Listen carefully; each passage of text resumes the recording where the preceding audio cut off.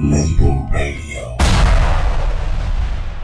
White Label Radio, classic hip hop from the 80s, 90s, early 2000s, and I have a legend in the building that's never recorded a record before, but is legendary on the music scene. Mr. Cartoon, what's up, man? Hey, what's up, Mello? Yo, man, you are a legend when it comes to West Coast hip hop, from the people you've tattooed to the logos you've done. Let's take it all the way back to the beginning.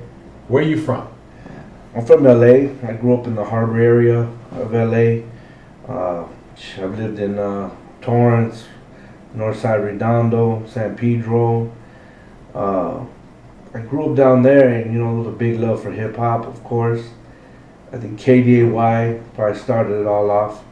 Listening to Craig Mack on the radio, Tony A. Yeah. Spinning, and Saturday night scratching, and back then we had these things called cassette tapes. The cassette tape for you kids, yeah. And you would go to the Rhodium swap meet, and Scandalous Steve had a record spot and tapes. Rest in peace, Steve. Yeah. Rest in peace, Steve. Yes. And it was crazy because he was Asian, but he got a lot of respect. You know what I'm saying? Like, he was a young dude that was into hip hop, and people respected him for that.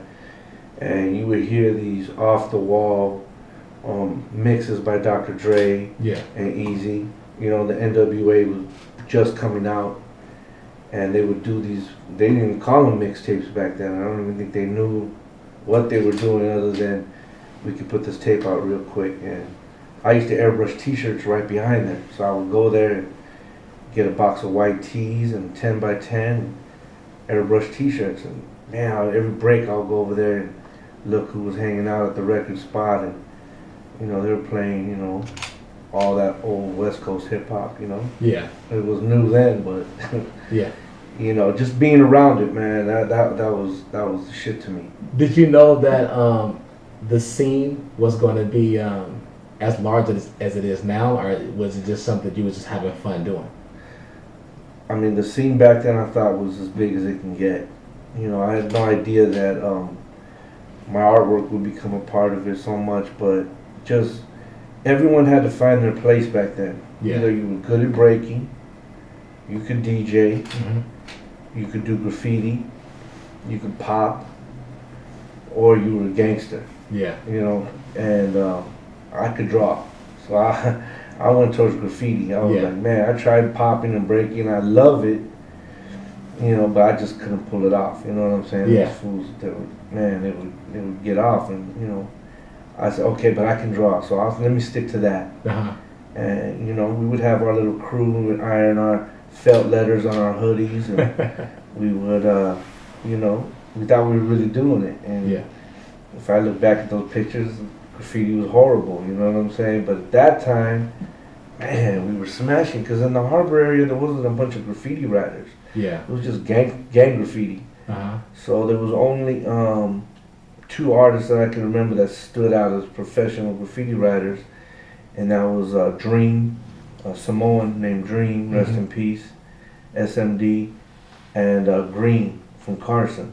Okay. Black dude, and both of them would team up and bomb together.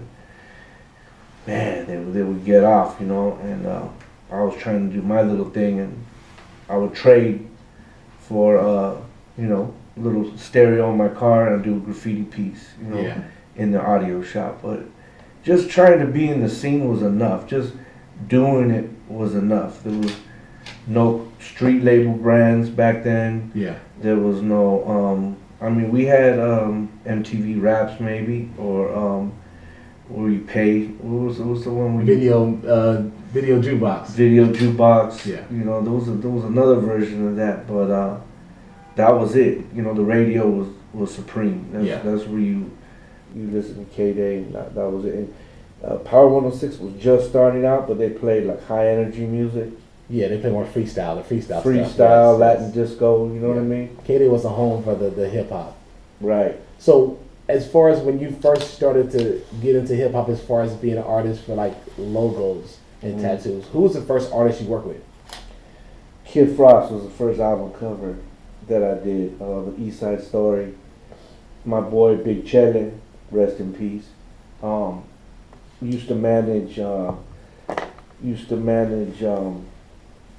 group in Santa Monica called they had the big hit Mexican Power.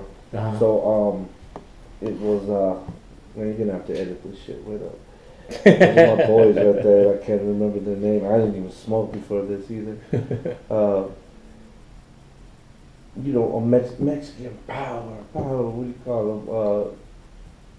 Okay, hold on that. We'll go back to that. So the first artist you worked with was Kid Frost. Let me start over. The first artist I worked for was Kid Frost. I remember going to his pad and kind of like trying to pitch him on his album cover on what it was. Like, he cut me off. He was like, "Man, I know you can draw. Just do it." And I was like, "Damn!" And then I went over to Virgin Records, and I just remember like walking and seeing like a real art department inside of a label, you know.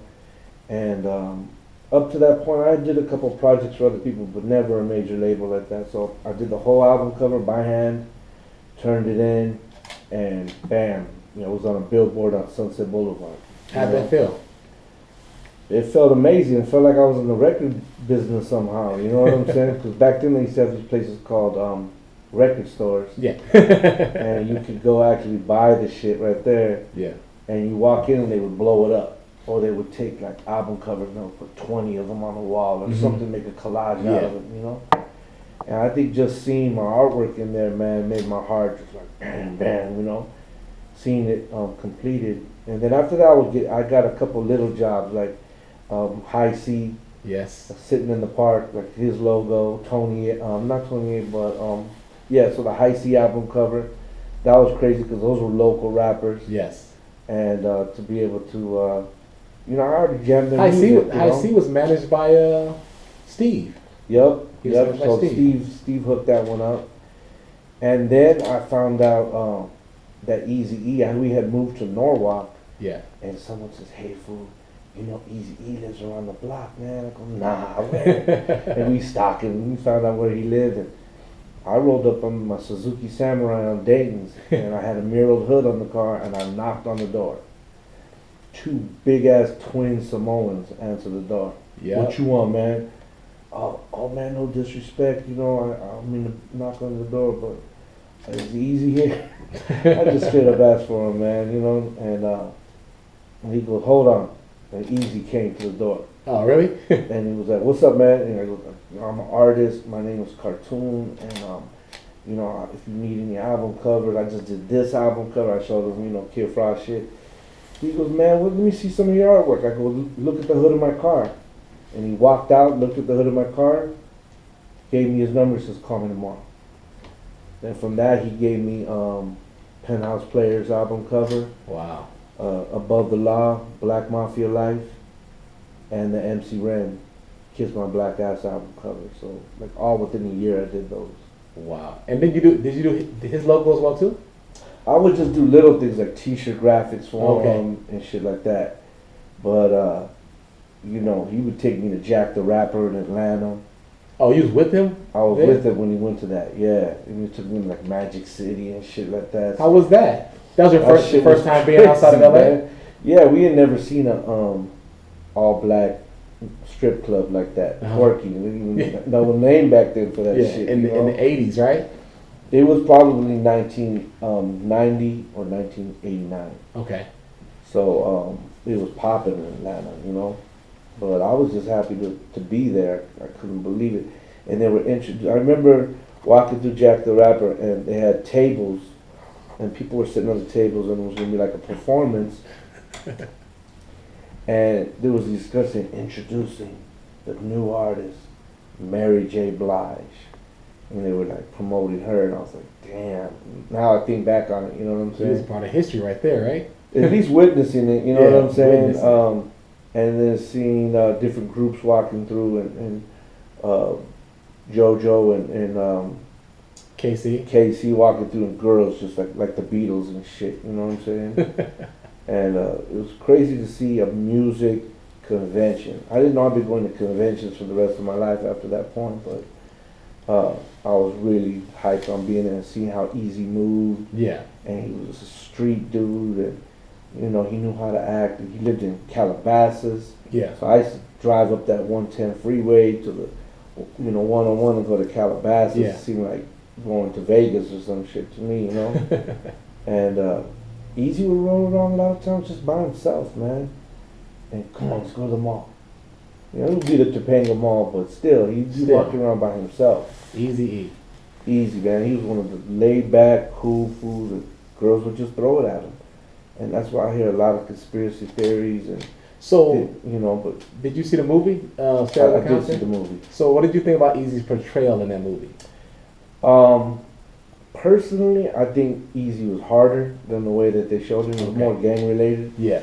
Than the way they showed him. Yeah. But the guy did a good job. He looked just like him, and he was doing his thing. Little Eazy looks just like his ass. He's a twin. Crazy and shit. But Eazy was a more gangster, I think, in real life. But it's hard to really show everything in an hour and a half. It wasn't about him anyway. It was more about the group and the guys that put the movie together. So. And I'm partial to Eazy too. You know what I'm saying? So I was like, it's hard to play that character, but acted did a good job. So after Eazy, who else did you work with besides? I know you did DJ Quick's logo, right? Did DJ Quick's logo. Later on, when Stevan would hook me up with that. I just kind of just grew up listening to DJ Quick. You know what I mean? Like, it was his albums that made you relate. That fools were faded, and they were hungover, and they promised they'll never drink again, and then they're drinking that same night. You can relate, huh? I think everyone kind of was like, damn, and those songs were so West Coast. Yeah. That we were proud that, he was making music like that. So, Proper Dose, that's what I was trying to remember. Proper Dose, yes. Yep. Yes. But, just doing that whole, the logos by hand. There was still no Photoshop back then, so we had to just get Rapidograph pens and some smooth Bristol paper for all you old timers out there. And we would cut Ruby Lith color separations. Fortunately for me, my father owned a little print shop in Tortilla Flats of Torrance area. Okay. Mom and pop print shop. So I learned a lot about drawing from looking at professional artists that would turn like business cards artwork in. Oh, okay. These guys, they probably went to community college and paid attention and learned their shit. And my mother would say, hey son, look, this is how a professional artist turns their artwork. It would be a artwork with a little piece of tissue paper and a cover sheet with a business card in the corner. Mm-hmm. And I would just mimic them. So when it came time to turn in that artwork to Virgin Records for Kid Frost, I would turn it in like that. And it looked like I had been to art school, but I hadn't, Okay, so you've never been to art school? Well, I graduated from San Pedro High School in 1988, and I went straight to LA Trade Tech. Okay. The following, after the summer. Mm-hmm. And I took 1 year of sign graphics before I got the boot. Teacher was like, look, man, you're probably the best artist in here, but this ain't about art. It's about showing up and completing jobs. So you gotta pack up your shit and go. And I thought I was a hot shot, back then. I was 18, man, you know what I'm saying? I thought you knew everything, I thought I knew it all, and I really had to stop and learn everything. I knew how to airbrush, because I would go to swap meets, I would go to car shows, and I'd airbrush people's t-shirts. But I did not know how to use one shot and quill brushes. Back then they were doing all the mini truck windows. Mm-hmm. So if you were a baller in 1988, you had a Nissan truck. Yeah. Poke out 15 by 8 or 50 by 10 rims, and you had your girl's name hand lettered in the corner on the shotgun side, and you had your name on the driver's side. Yeah. And then you might have something on the trunk like play at your own risk, or computerized or computer love or shit like that. Yeah. Whatever the hot song you thought matched your truck, that's what you would put. So I wanted to learn how to do that shit. I was like, man, I gotta get a job. And I was like, I'll just paint these mini trucks and work on these cars type shit. And at the time I was doing graffiti too, so I was trying to figure out how to go from graffiti to actually learn a trade. Yeah. So if everything didn't work out, at the end of the day, I could have a can of paint and a brush and get busy. And put Joe's barber shop or, you know, a jeweler's window, gold leaf or some shit. That seemed like a stand-up job to me, going from being a graffiti writer, graffiti artist, vandal, to have to go and get a job. Yes. And you can only use spray paint so much. So if you want someone here to do your front window, you can't have them cutting loose with the spray paint can. No. You can get overspray over everything. It's just too crazy. So that's where you learn that trade. And today, I probably sent 10 teachers' pets back to that school to say my name at that school. So everyone I sent back, they end up being top of the class. Teacher loved them, and they'd be like, "Cartoon sent me." So then the old man ended up dying, Mr. Ernest. He was the man that taught at LA Trade Tech. And now there's a new master instructor who's named Doc.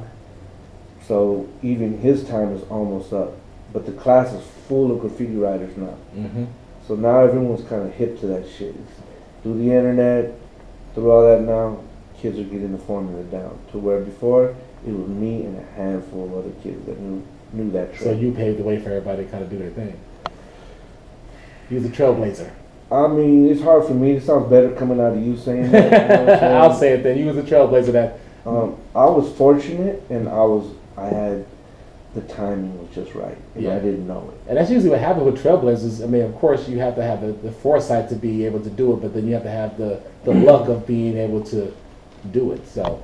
Yeah, I tried to be on some Karate Kid shit, and I went up to the local gold leaf guy in San Pedro, and I was like, "Can I learn under you, and can you take me under your wing, and I'll sweep the floor and clean your brushes?" And he was like, "Man, I ain't got no time for that." He goes, "If you really want to learn, go to LA Trade Tech. Starts at 7 a.m. Let's see if you're real." And he gave me the key. So I just made it. I went. You know, I didn't actually graduate, but after that year, I was gone. I was already opened my own little spot inside my dad's print shop. Yeah. It's White Label Radio, classic hip hop from the 80s, 90s, early 2000s, right here on 93.5 KD. My name is Mellow One, and I am sitting here with the West Coast OG, Mr. Cartoon. What's up, homie? So we talked about you starting and a lot of your beginnings, and then you started to tattoo, and then your name started to get big. You started doing, like, for example, 50 Cent's back. Right. How did you hook up with 50 Cent, and how did that even transpire? Well, I was fortunate, you know, you are who you hang around, they say, right? Yeah. So when I was at that record release party for Penthouse Players, I had a homeboy named Donnie Charles, rest in peace. He was Coolio's manager and WC's manager. Okay. And he loved lowriders. So one day I'm at the hydraulic shop at Homie's Hydraulics in Huntington Park, and he pulls up.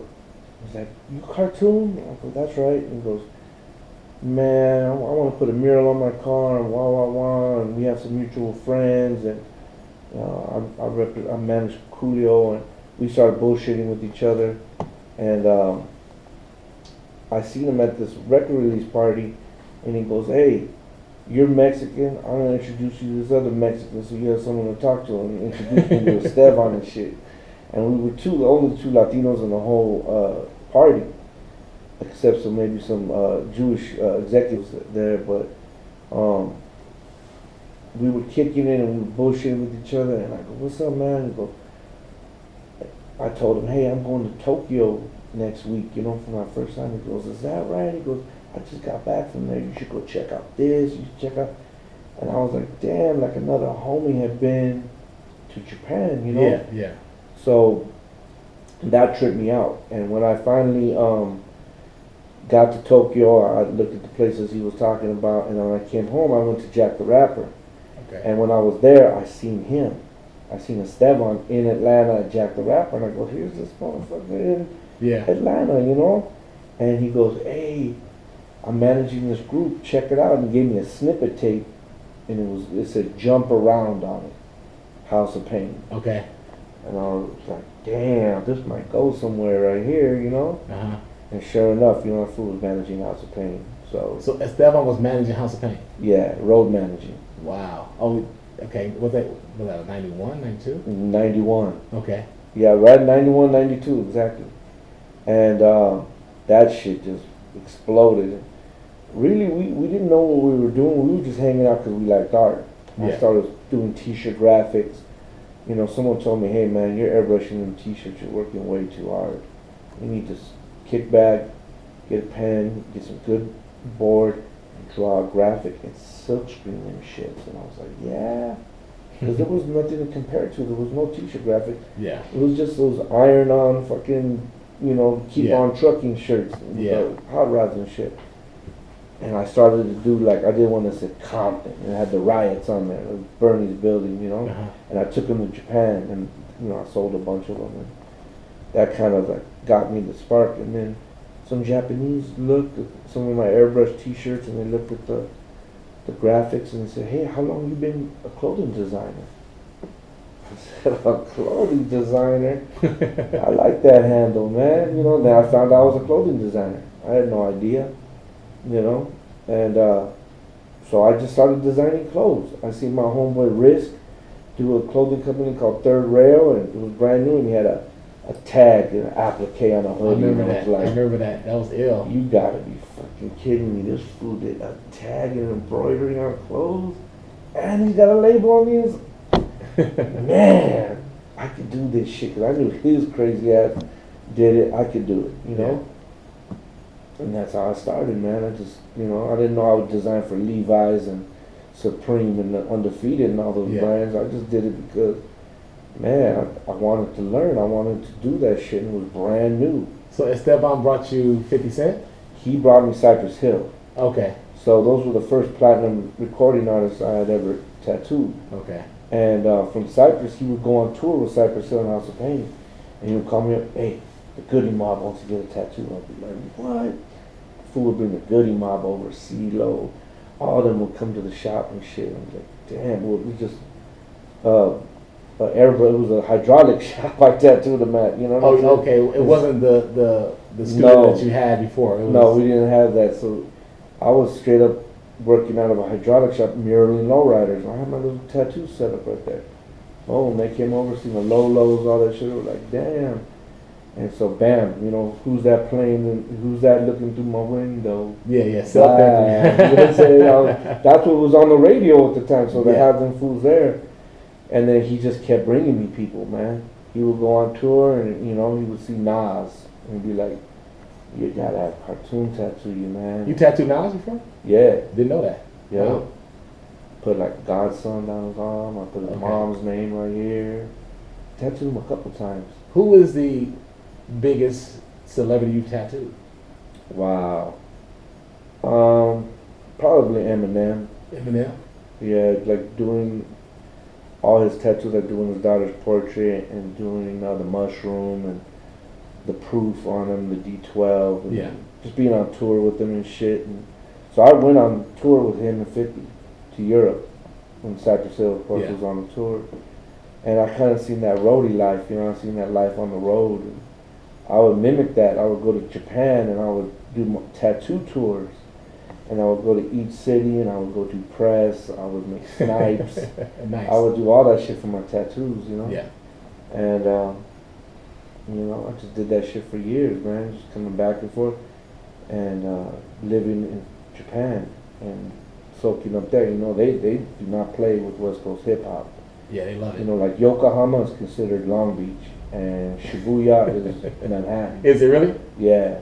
And they do not, the fools in Yokohama do not listen to East Coast music. So I would throw Jay-Z on or some shit like that, and they'd be like, why is Cartoon listening to something outside of, they couldn't believe I listened to anything outside of West Coast hip-hop, Yeah. I told them, man, you guys loosen up, man. Too uptight. Jeez, man, they don't play, man. Every album and vinyl, alphabetized and plastic, and they just know so much about hip hop, but everything was through magazines that they would learn, occasional TV, So just seeing that tour life and instead of I'm bringing DJ Premier and Guru, you know, or Fat Joe, or you know what I'm saying, Tony Sunshine, all these like different people that over different times, or Usher, or Keisha Cole, or you know what I'm saying. Like, did you people, tattoo Beyonce? I did. She has a little tiny one on her bikini line. But a lot of times there's movie makeup over it, you know what I'm saying? Okay. But then I'll see her in Aruba and jumping off a thing and I can see it, you know? Crazy. But was she cool? I mean, she's one of the coolest people, man. For real, real respectful. Like, I've seen her out and she like walk up to my son and be like, "Can I take a picture with you?" Oh, that make his day, huh? Yeah, I mean, that shit's crazy. And then Jay, you meet Jay and he's one of the most humble but powerful characters to ever, you know. Him and LeBron chose me to paint a mural for him for the Boys and Girls Club in East LA, and they unveiled it, and just to see them like kicking it with the kids and bullshitting with the kids, LeBron shooting hoops with a bunch of youngsters. Yeah, they didn't even have to do that shit, man. But of course. One time I gave Jay-Z a pair of my Air Force Ones, the Spider ones. Yeah, he knows a lot about shoes, you know. And he'll sit there like this, like how we're sitting, and just chop it up with you, and you know. You just try not to say nothing stupid, you know what I mean? I mean, people are people, but damn, some people are just, they got that glow. A little more special than others, yeah. I guess so, man. Yeah. Apparently it's true, you know? Yeah. So, I've asked this question to a couple people. Like, why don't you think Latinos get the credit they deserve in hip-hop? Because when you think about hip-hop, when you start talking about it, of course, African Americans are considered the pinnacle, but a lot of Latinos have paved the way for, you know, hip hop, but they don't really get the credit most of the time. Why do you think that is? Well, it is African American sport. You know what I'm saying? Founded, and you know, you gotta be dope. You gotta be real, or Duke to be noticed. You know what I'm saying? Like, you gotta be able to spit game in an all black community. And hang. So. Some of them have. B-Real's had a, you know, illustrious career, and he's Cuban and Chicano, you know, half and half, and grew up in Southgate, South Central. Yeah. And he was able to travel the world, and he can go into a cipher in New York, and he could hang. Cycle Run was like that, you know what I'm saying? Like, where they actually got respect from New York rappers. Because at the end of the day, you have to be able to spit and make hits that people can identify with. Now, I know that there's dope Latino rappers that are more cipher rappers, like quote-unquote backpack rappers, you know what I'm saying? Yeah. That have done some shit. But, I mean, Latinos go back to, like, maybe the Cold Crush or something, you know, some Puerto Ricans in there. Exactly, like exactly. That, you know? But then you got Fat Joe, who's able to spit and get respect, and, like, you know, a real street dude, and he comes up with anthems. Yes. For a while, but every year he would just come with the mom. Look at him right now, like he's got an anthem out there. You know what I'm saying? So, it's a hard sport to compete in, man. And I think a lot of times, I say Chicano rappers have a harder time letting go and being all out wild. Like, I started looking at some of these new rappers. Like, you watch Migos and you watch these kids, and I'm like, a Chicano rapper can never get loose like that. He's just not gonna let it loose. Too uptight. Yeah, it's just too much about maybe the macho side. You know what I mean? Yeah. And he's never gonna be Young Thug, being a maniac. You know what I'm saying? Or one of these. Yeah. I think lyrically we can get there, right? But we'd have to let everything go. And then, hard. But then, you know, when I go to New York and there's this whole wave of Puerto Rican, Dominican. Like my boy Gabi, shout out to Gabi in New York, you know, and Nels, they're good at finding these Puerto Rican rappers that spit just straight Spanish, and just sell to other Latino people.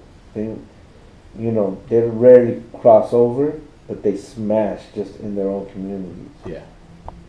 So, you know, I think there's, you know, a Mexican Tupac coming, you know what I mean? He's just got to spit fire. He just got to, hands down, it's like going into a ring, he's got to knock a motherfucker out so no one has nothing to say. That's true. You know, you can't, well, if he just goes in there and he crushes it, then, you know, there's been fools trying, but it's a hard sport. It's kind of like low riding, like we got a line in fine line tattooing. We kind of are the kings of that world. Yeah, You know what yeah, I mean? And yeah. there's up and coming African Americans in that world, but Yeah. we got a head start. You know Yeah. what I'm saying? So it goes both ways. Exactly. So since we're talking about Latino rap, let's get into some Cypress Hill. That's right. One of the greatest That's of right. all time, man. Yeah. Cypress Hill, Mr. Cartoon, Mellow Mhm. One, White Label Radio. Let's go.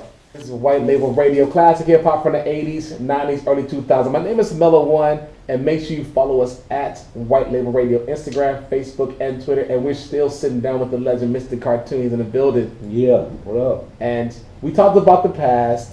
We talked about, Latino rap, and now let's talk about the present and the future. I know you're doing a lot of things. We know you from Air Force Ones and Nike collaborations. Right. But what do you have going on right now, currently, or what's down the pipeline you can talk about? Wow, this 2017 is going to be a good year for some drops, I'm working on a collaboration with Nike right now for the 45th anniversary of the Cortez. Oh, wow. So it's kind of, shining on a West Coast shoe. Yes. Even though I did those Air Force Ones, I also did Cortezes at the same time. Yes.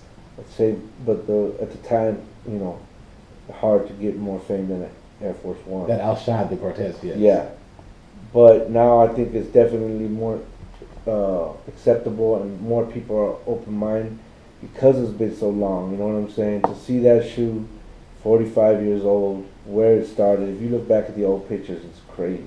The people that are wearing them, high water shorts, Yeah. running crazy on a track somewhere, you know what I'm saying? And to know that it became a official gang banging shoe and NWA shoe, you know what I'm saying? Like, you could get hit up one of them shoes in the 80s.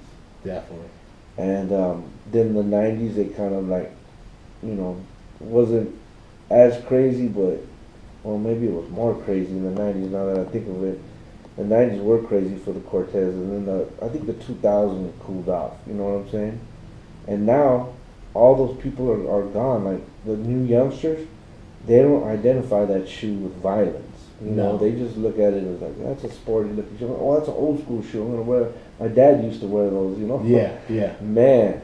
But the way we're doing them now, we stepped up with the technology. Like, you wear the shoe and you're like, damn, it feels better. The sole is fresher. The materials we use are more high end. When is that coming out? That should be out this summer. Okay. So we'll be making some noise about it. We'll be doing a lot of things on my website and just on social media, period, and throwing events behind it. And Esteban's gonna shoot a documentary about the shoe. Okay. So it should really be dope, I've already seen the first samples, so it's going down. And, what else you got going on? I got a collaboration with Esteban and Stance, Esteban Audio and Stance Socks. Sweet. So we're gonna come out with those, and you get both of our socks in one package. So it's gonna be real deluxe packaging for some socks, man. Who would think, So you can get the Nike shoe and the socks and had a whole kit, huh? That's right. That's right. So it's that fits really good together and comes out roughly around the same time. And then I have a two-piece wheel coming out with Zanetti. Yes. I call it the drone, and it's the Mr. Cartoon official 20 or 22-inch wheel. I got them out on the car right now. I got to test drive them myself and smash on them. He has them on a 64, so these wheels are official because he got them on his old school. Yep, because I did two wheels of one. When you guys see them, you can see that there's two wheels in one. So, say on a European S-Class or a G-Wagon, you would run it the straight mesh look, full face, concave style. But when I run it on an old school American car, I paint the mesh blades back and just let the straight spokes shine. So they actually fit on a classic Impala. But I don't OD on it. I put a 20 on the nose and I put a 22 on the ass. So it fits the car. People start getting real crazy and throwing 30s on the cars and all that shit. Just because you could fit them doesn't mean you should do it. You know what I'm saying? So being out here, like, a lot of people aren't down with big wheels on classic cars, but the youngsters are. Mm-hmm. You understand? So the only people complaining about that are fools that are like older. You know what I'm saying? Yeah. Like, fool, you're complaining about rap these days, and you're complaining about big wheels on cars. You gotta. There's a way to to do it. You know what I'm saying? So Yeah. you have to be very picky about it and make sure that you keep it classy and that they fit the car. But you still got old schools with the 13-inch Dayton's on and the whole nine, so you got it all. I still have traditional lowriders with Yes. hydraulics and 13s and 520s. So, yeah, you want to have that little bit of a range. You know what I mean? And these wheels, hey, I want to promote my wheel too, and I want the youngsters to go out there and get it. And it's a fountain of youth for those old dinosaurs out there too, Yeah. who throw some big wheels on your shit. You know? But yeah, I love it. You know, it's like I do it because I love it, and I love designing that stuff. I just recently, matter of fact, the other night, premiered my new Bishop Rotary tattoo machine. So I mean, we're living in great days where you could actually buy these tattoo machines online. Yeah. If you wanted to buy a tattoo machine in the 80s or the 90s, you had to know the builder, and he had to know what shop you worked on, and he would call the shop and ask if you worked there, and you had to go through this big rigmarole red tape to buy a tattoo machine. So you have to be certified and Yes. official in order to even get one. You had to be a professional tattoo artist to buy a tattoo machine. How do you learn if you're not? Well, you have to make one. yeah, I mean back then you would have to apprentice at a shop, Okay. and they won't be given to you if you hung out there long enough and worked long enough. And now times are different, man. The days of loyalty and the morals of the tattoo world, a lot of them are gone. Yeah. So we try to preserve them, but we also go with the times, and we created this virtually silent and light featherweight tattoo machine. It's easy on your wrist, so you don't get carpal tunnel and all that, and it's really superior.